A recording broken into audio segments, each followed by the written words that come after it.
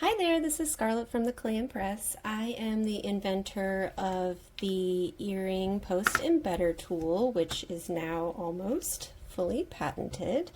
We had someone reach out on one of our posts, and she mentioned that there were cuts in the video, kind of in the most important parts, where I show the embedder pressing the post into the earring, and then I cut before lifting the embedder away and showing exactly what it looks like the second that it's lifted away.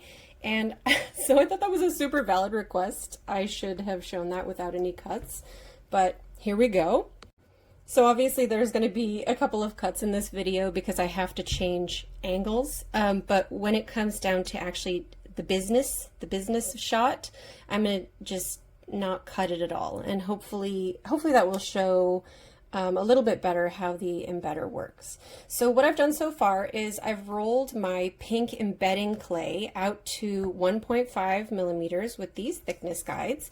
I have cut out my little circles with the cutting tool, and I've scraped them off my work surface with a tissue blade, and that's where I'm starting the process here. Oh, I added a little bit of cornstarch to the dome tool already. So those are the steps that I took off camera.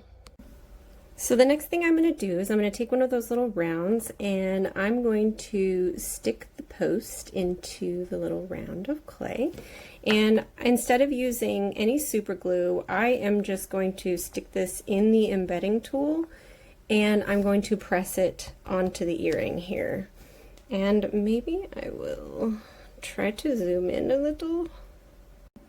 Okay, so I am really zoomed in here, and what I'm going to do is I am going to press this embedding tool with the clay and the post already stuck into it onto the back of one of my earrings, and that will stick the post down and embed it all in one move.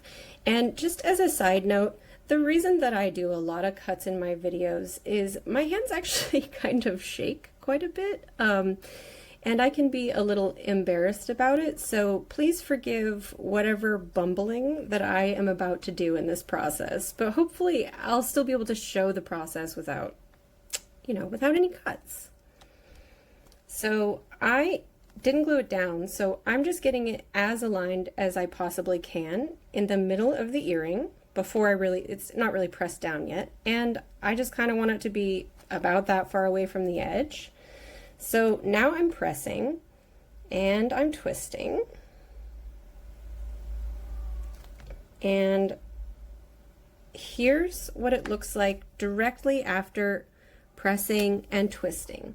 And usually I will do a cut here in my videos so that I can grab my brush, because then I'll, oh my lord, and stuff like that happens. And then I'll go around and I'll use the brush, and this is what we ended up with. I unfortunately, in my bumbling, stuck my finger right in it, right there. I'm gonna cut the video just so I can focus differently.